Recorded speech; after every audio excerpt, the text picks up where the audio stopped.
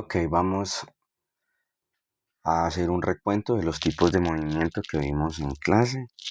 Entonces comencemos. Habíamos hablado de 4 tipos de movimiento. El primero, que es el movimiento rectilíneo uniforme. Habíamos afirmado que la característica principal de este tipo de movimiento es que la velocidad es constante. Y recordemos que para calcular la velocidad, lo que mirábamos era el cambio en el vector de posición respecto al tiempo. Recordemos que el cambio de la posición y cualquier cambio de cualquier variable de estado se calcula con las diferencias. Entonces, la velocidad, acá tengo que ver, es la diferencia en las posiciones, la posición final menos la posición inicial, y la diferencia en el tiempo, claro, pues un tiempo final menos un tiempo inicial. Esas diferencias son las que me permiten calcular la velocidad. ¿Sí? Por ejemplo, si yo estoy en una carretera es horizontal, entonces sería dirección X. No se está entendiendo bien aquí, la dirección X. Entonces aquí imaginemos que me empiezo a mover, aquí justo en este punto, llamémoslo origen,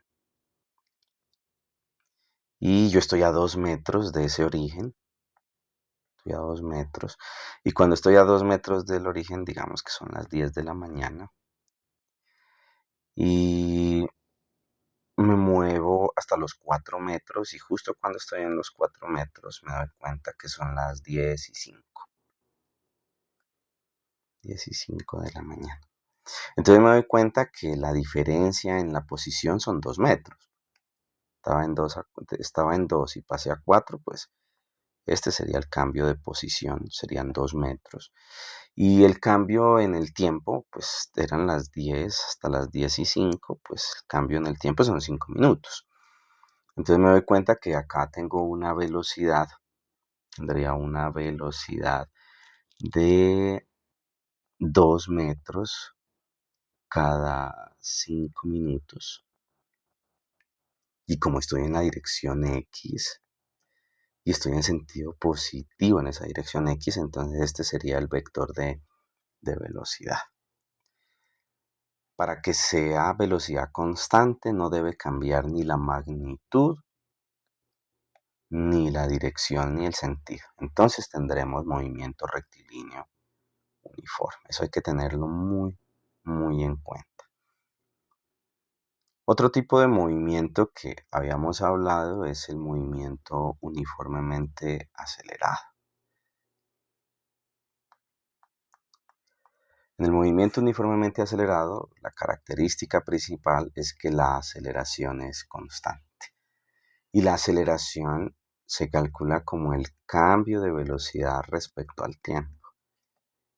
O sea, cambia la velocidad. Si cambia la velocidad, significa que el objeto se puede estar moviendo más rápido o más despacio.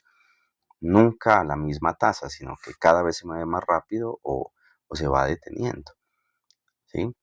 Como habíamos hablado, pues los cambios se calculan en función de la diferencia. Por eso aquí tengo velocidad final menos velocidad inicial. Y aquí sería tiempo final menos tiempo inicial. Un ejemplo muy particular de este tipo de movimiento es la caída libre, ¿no?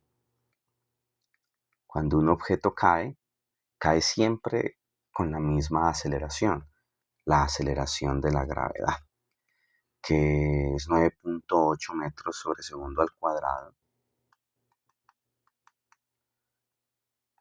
porque esa es la tasa de cambio de velocidad. Cada segundo aumenta en 9.8. Por eso está al cuadrado. Está en dirección vertical, es en la dirección y es en sentido negativo. Las cosas caen hacia el centro de la Tierra, uno dice hacia abajo. Claro, pues si el sistema de referencia nuestro son los pies donde tengo eh, referencia de posición respecto al arriba y al abajo, pues entonces las cosas caen hacia los pies. Entonces ese es un ejemplo pues de caída libre. Verán, si yo tengo un objeto acá en t igual a cero y la velocidad es igual a cero. Y llego justo en ese momento y lo suelto, entonces en el primer segundo, cuando t valga 1, me dicen que la velocidad cambia a 9.8 metros sobre segundo cada segundo. Como pasó un segundo, pues la nueva velocidad va a ser 9.8 metros sobre segundo, hacia abajo, en dirección vertical. Acuérdese que estamos en dirección Y. Si tenemos el siguiente segundo, al segundo 2, pues la velocidad tiene que aumentar porque la aceleración es la que permite ese cambio de velocidad. Y va a aumentar en 9.8 metros sobre segundo respecto a lo que traía antes. Y antes traía 9.8, entonces acá 19.6 metros sobre segundo. 8, 16, 9, 9, 18 y una 19. Y también hacia abajo.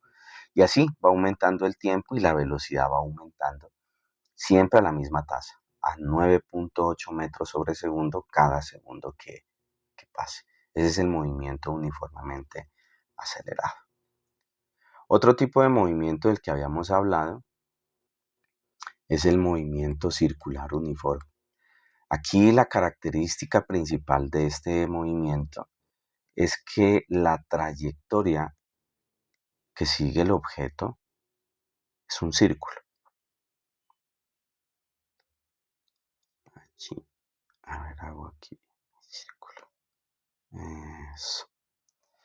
Entonces yo aquí tengo un objeto, aquí, y ese objeto está recorriendo esta trayectoria y como podemos darnos cuenta, esa trayectoria tiene una forma circular. Obviamente si hay un círculo tiene un centro, ya, ese sería el centro, y hay una distancia muy importante, ¿no?, entre el centro y el perímetro, y esa se llama radio. Por eso se llama circular, pues porque tiene un radio. ¿Qué está sucediendo en este movimiento circular? Veamos la variable de estado de velocidad. Vemos que en este punto, llamémoslo A, veo que tiene una magnitud, que es la rapidez, ¿cierto? Tiene una dirección, aquí será en dirección y tiene sentido positivo. Aquí en este punto, llamémoslo punto B, esta sería la velocidad del cuerpo. Y veo que la velocidad en ese punto B cambia.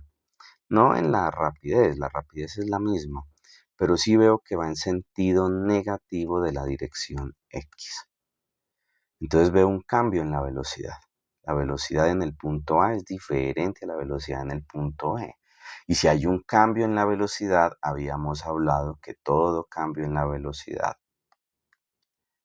implica una aceleración. Eso significa que acá, como hay cambio en la velocidad, tiene que existir una aceleración. Y esa aceleración, voy a dibujar acá abajo, esa aceleración se la denomina aceleración centrípeta y apunta hacia el centro, centrípeta. Se calcula con la magnitud de la velocidad, o sea, la rapidez al cuadrado, dividido entre el radio. Entonces, tener en cuenta que en el movimiento circular uniforme aparece una aceleración debido al cambio de dirección y sentido de las velocidades, ¿no?, en cada punto de la trayectoria circular. La magnitud podría cambiar, pero ya no sería movimiento circular uniforme, sería un movimiento circular variado y entonces ahí ya tendríamos que estudiar otras cosas. Eso lo dejamos para el otro grado o para más adelante, porque se vuelve muy complejo la situación.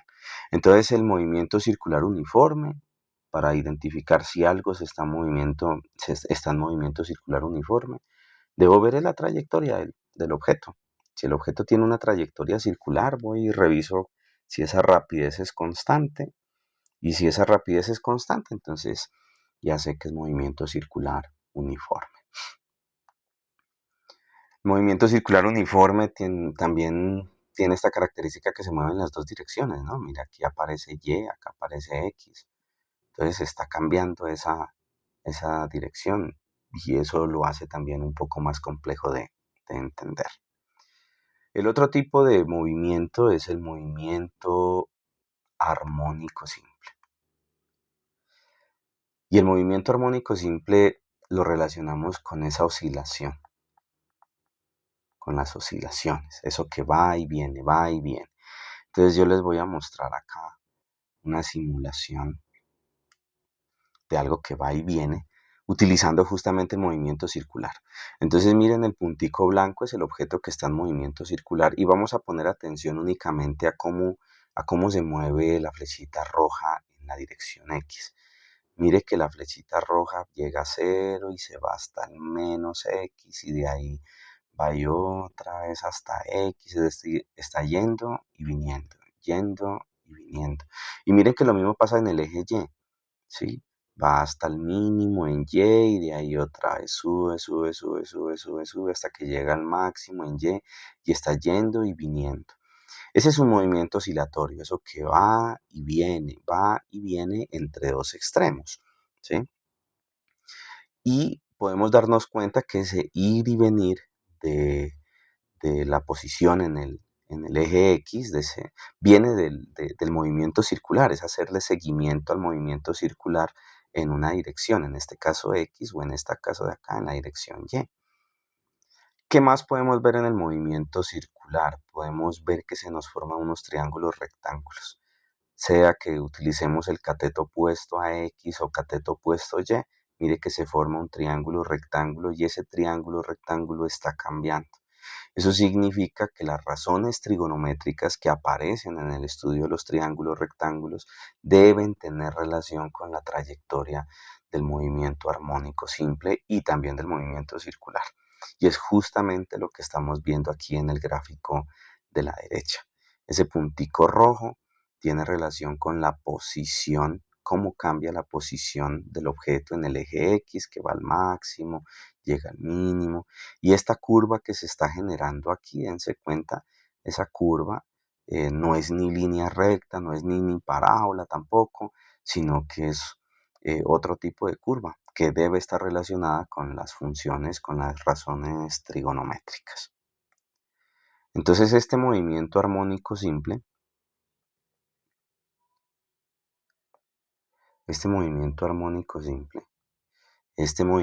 de ir y venir en una dirección, en este caso por ejemplo X, debe tener relación con el seno de ese ángulo, de ese triángulo rectángulo, con el coseno del ángulo de ese triángulo rectángulo y con la tangente. Con uno de esos tres debe tener relación, ¿cierto? Y estamos viendo pues que está cambiando, ¿no? Va y viene, va y viene. Acá la relación entre las variables de estado es un poquito más compleja. La aceleración del objeto está relacionado con algo que se llama la frecuencia angular, claro, porque es el ángulo el que viene y va, aumenta y decrece, y respecto a la posición, como lo pudimos ver en la simulación, ¿sí? Entonces, es mucho más complejo. Mire que si bien ambas dependen del tiempo en el ir y venir, también existe una relación entre la aceleración del objeto con la posición. Eso lo podemos ver acá en la simulación. Se las voy a indicar otra vez. Aquí. A ver. Yo quiero que se den cuenta en la flechita roja en el eje X. Está justo en el extremo izquierdo y va hacia el extremo derecho. Y miren que cuando llega al extremo derecho se detiene. Y de ahí se regresa y se va deteniendo hasta llegar al punto izquierdo. Cuando se detiene, pues la velocidad es cero. Eso significa que el movimiento oscilatorio tiene esa característica, ¿no? En los extremos del movimiento la velocidad es cero. Cambia la dirección, cambia el sentido, miren, iba en el sentido positivo y pum, pasa al sentido negativo y se va para el otro lado. Y cuando llega al extremo se detiene y va para el otro lado.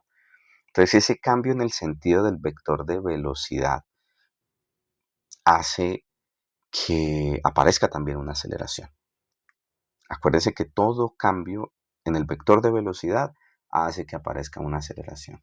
Todo cambio en el vector de posición hace que aparezca una velocidad. Las variables de estado se relacionan de esa manera. Este movimiento armónico simple, que tiene que ver con el movimiento oscilatorio, lo vamos a ver más a fondo en grado 11, ¿sí? Porque exige de pronto un poquito más de conocimiento de otras cosas. Pero tenemos que estudiarlo acá por encimita, ¿cierto? Es uno de los tipos de movimiento que encontramos o que tenemos ¿no? Parametrizados y estudiados para poder explicar los movimientos en la naturaleza. Listo, entonces esos serían los 4 tipos de movimiento que hemos mirado en clase y con esto pues ya hacer un refuerzo con la explicación que vimos también en la sesión.